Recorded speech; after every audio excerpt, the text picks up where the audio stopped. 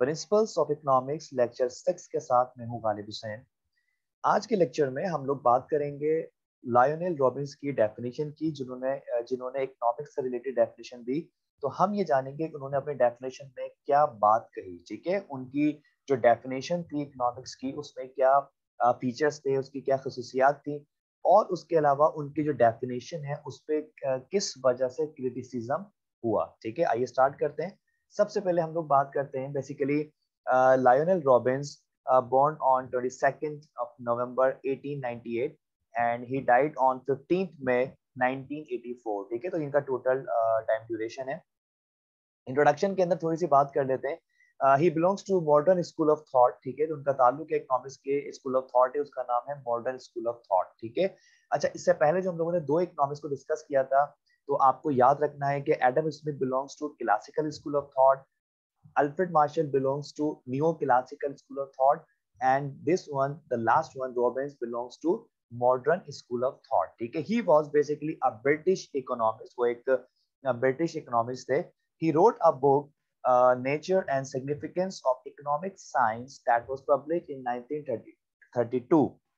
उन्होंने एक बुक लिखी थी, और वो जो बुक थी उनकी, उसका नाम था nature and significance economic science, जो कि 1932 के अंदर पब्लिश हुई थी।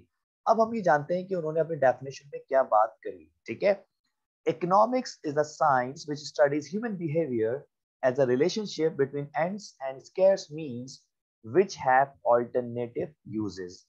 इन्होंने कहा कि इकोनॉमिक्स वो साइंस है जो इंसानी रवैये का मुताला करती है, जिसका ख्वाहिशात, जरूरियात और कम वसाइल के दरमियान ताल्लुक होता है, जिसके मुतबादिल इस्तेमाल होते हैं।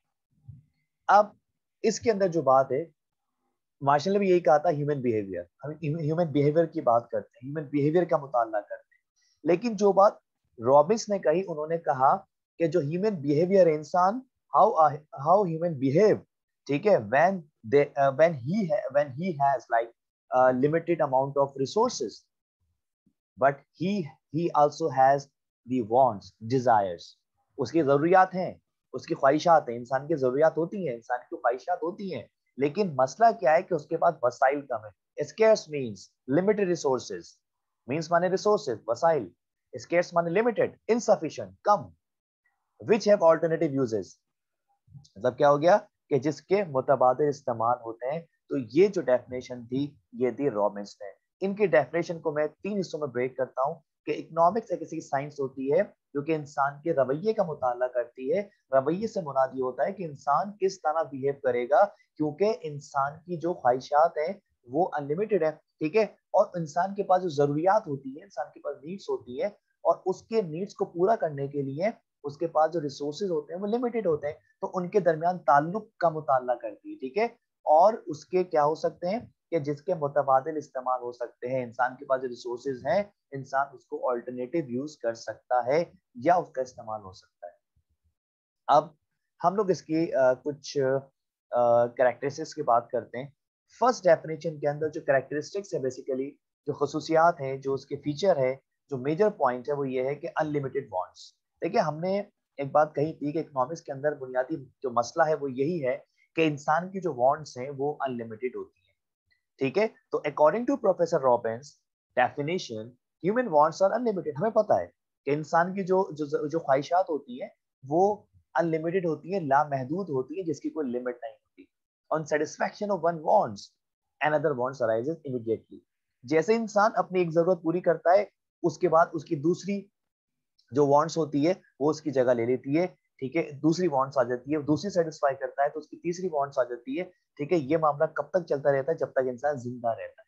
ठीक है, and this sequence continues forever till the death. ठीक है, जब इंसान की डेथ हो जाती है उस वक्त तक वो मामला चलता है, उसके बाद खत्म हो जाता है। If man's wants are limited then no economic problem would have arisen. ये बात मैंने आपको डेफिनेशन के टाइम पे बताई थी कि अगर इकोनॉमिक्स के अंदर ये वाला मसला खत्म हो जाए कि वांट्स जो है वो आपकी लिमिटेड हो जाए, या फिर आपके रिसोर्सेज अनलिमिटेड हो जाए, उस केस के अंदर फिर हमें इकोनॉमिक्स पढ़ने की जरूरत पेश नहीं आएगी। हम इकोनॉमिक्स इसलिए पढ़ते हैं ताकि we know something through the economics, with the help of the economics, that how we are going to manage our needs and wants within the limited resources. Economics हमें ये बताती है कि हम किस तरह से महदूद वसाइल के अंदर अपनी जरूरियात को पूरी कर सकते हैं। ठीक है, तो ये हो गया फर्स्ट कैरेक्टरिस्टिक। सेकंड हमारे पास आती है स्कैर्स मींस। देखें, जो जो चाहे वो मैंने कहा था कि एक शख्स क्यों ना हो, एक फैमिली क्यों ना हो, एक कंट्री क्यों ना हो, एक ऑर्गेनाइजेशन क्यों ना हो, वर्ल्ड क्यों ना हो, सबके पास प्रॉब्लम क्या है? Scarce means, limited resources. The second factor which gives rise to economic problem is that resources are scarce in relation to the wants. Yes. तो जो सेकंड प्रॉब्लम है वो क्या है? सेकंड फैक्टर क्या है हमारे पास भाई? जो रिसोर्सेज है वो लिमिटेड है, और उस रिसोर्सेज के अंदर we can not fulfil all the desires, all the wants. ठीक है, ये इसका अंदर था। सेकंड पॉइंट में कहता है कि human beings have to decide for the satisfaction of which wants to the resources should be used and which wants should be left unfulfilled. बहुत इंपॉर्टेंट पॉइंट। रॉबिन्स के मुताबिक अब ये डिपेंड करता है इंसान के ऊपर, ये डिपेंड करता है शख्स के ऊपर कि वो डिसाइड करेगा कि उसके पास जो रिसोर्सेज हैं उसमें से वो कौन सी वांट, कौन सी डिजायर पूरी करना चाहता है। ठीक है भाई, you have so many desires and you have the limited resources. It's up to you that which want you need to satisfy with that limited resource. Okay, and should be used, and which wants should be left unfulfilled. और कौन सी want होगी जिसकी आप sacrifice करोगे, कौन सी want होगी जिसको जो कि आप अनफुलफिल्ड रहने दोगे, और कौन सी वांट होगी जिसको आप पहले फुलफिल करोगे, पहले सेटिस्फाई करोगे।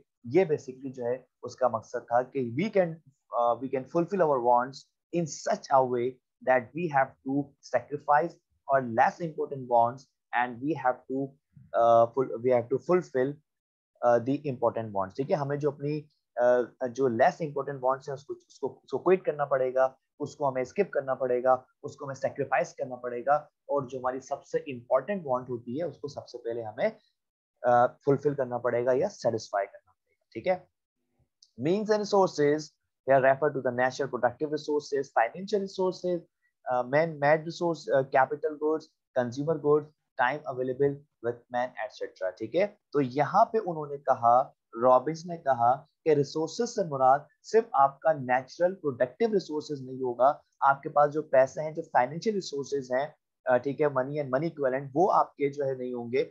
मैन मेड कैपिटल सॉरी उसके वो शामिल होंगे, उसके अंदर मैन मेड कैपिटल शामिल होगा, कैपिटल गुड्स शामिल होंगी, कंज्यूमर गुड्स भी जो है वो आपकी शामिल होंगी। तो ये सारी की सारी आपकी जो है वो आपके मीन्स और रिसोर्सेज कहलाते हैं, आपके वसाइल कहलाते हैं। ठीक है, अगर एक शख्स की बात करता हूँ तो उसके पास जो भी फाइनेंशियल रिसोर्सेज हैं वो उसका मीन्स कहलाएगा, उसका रिसोर्स कहलाएगा। ठीक है, इसी तरीके से अगर कंट्री की बात करते हैं तो whatever the factor of production, we have the limited factor of production, तो वो हमारा रिसोर्स कहलाएगा जिससे हमारा मुल्क प्रोडक्शन कर सकता है, पर रिसोर्सेज आर लिमिटेड। ठीक है, next we have alternative uses of scarce means. इसका मतलब ये हो गया कि हमारी जो लिमिटेड रिसोर्सेज हैं, हमारे जो महदूद वसाइल हैं, उसको हम मुतबादिल तरीके से इस्तेमाल कर सकते हैं। According to him, according to Robbins, the resources can be put into various uses. आपके पास जो वसाइल हैं आप उसको डिफरेंट तरीके से इस्तेमाल कर सकते हो। For example, coal can be used as a fuel for the production of industrial goods. जो कोयला होता है, जो कोल होता है, उसको आप एज ए फ्यूल के तौर पर इस्तेमाल कर सकते हैं इंडस्ट्रियल गुड्स के अंदर। It can be used for running trains, और आप उसके जरिए जो है ट्रेन को रन कर सकते हैं, ऑपरेट कर सकते हैं। It can be used for domestic cooking purposes, और आप इस कोल को जो घरेलू यूज के लिए भी इस्तेमाल कर सकते हैं, कुकिंग के लिए भी जो है वो आप इसको इस्तेमाल कर सकते हैं। Likewise, इसी तरह financial resources can be utilized for production of consumer goods or the production of capital goods। इसी तरह से जो आपके फाइनेंशियल रिसोर्सेज होते हैं उनको आप इस्तेमाल कर सकते हैं कंज्यूमर गुड्स को प्रोड्यूस करने में और कैपिटल गुड्स को प्रोड्यूस करने में। ठीक है, कंज्यूमर गुड्स कौन सी होती हैं? जो कंज्यूमर यूज करते हैं। कैपिटल गुड्स कौन सी होती है? जो इंडस्ट्रीज यूज करती है। ठीक है, जो बिजनेसमैन यूज करते हैं। क्लियर हो गया? तो ये बेसिकली जो है वो एक बहुत अच्छी बात थी जो कि इन्होंने कही थी। ठीक है, अब आगे हम लोग बात करते हैं। Last we have the problem of choice. ठीक है, कि अब प्रॉब्लम चॉइस से हम लोग क्या क्या समझे। ठीक है, Since wants are numerous and needs are scarce, we have to choose most urgent wants from these unlimited wants. वही वाली बात आएगी जो मैंने आपको पहले previous point में discuss किया था. Has the consumer will select few wants from the numerous wants according to his preference pattern. अब ये वही बात है जो कि मैंने आपको प्रीवियस लेक्चर में बताई थी कि इंसान के पास अनलिमिटेड वांट्स हैं, लेकिन क्योंकि इंसान के पास, एक शख्स के पास वसाइल की कमी होती है, तो लिहाजा आपने इम्पोर्टेंस की बुनियाद पर वांट्स को सेटिस्फाई करना है. जो आपकी सबसे ज्यादा इम्पोर्टेंट वांट होगी, you have to satisfy that want first and after that you have to move towards the less important wants. ठीक है, क्लियर हो गया? This is the way that you can satisfy your maximum wants when you are going to rank your wants according to their importance. ठीक है.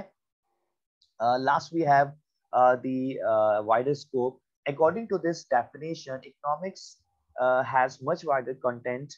It takes into account all types of human wants, material or non-material, as well as all types of persons living in society or not. ठीक है. इसके अंदर इन्होंने बात कही कि इसका जो स्कोप है वाइडर स्कोप है, क्योंकि यहाँ पे जो रॉबिन्स है उन्होंने सब चीज़ों की बात की. उन्होंने मटेरियल गुड्स की बात की, नॉन मटेरियल गुड्स की बात की जो कि फिजिकली एग्जिस्ट नहीं होती, इसमें सर्विसेज वगैरह आती हैं. ठीक है. और चाहे उन सब लोगों ने बात की which are part of the society and which are not part of the society.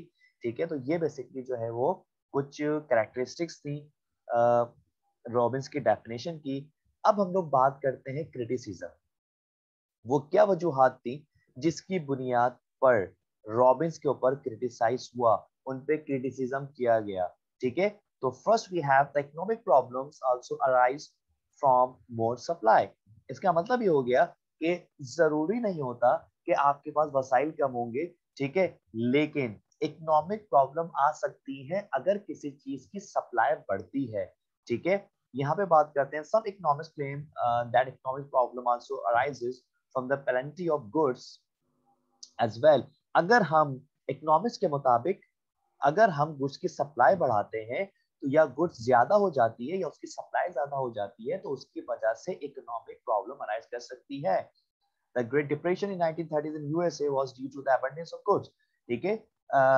US के अंदर जो एक क्राइसिस आया था, डिप्रेशन आया था 1930s के अंदर, उसका बुनियादी जो रीजन था that was the abundance of goods या excessive supply of goods, but not due to the scarcity of resources.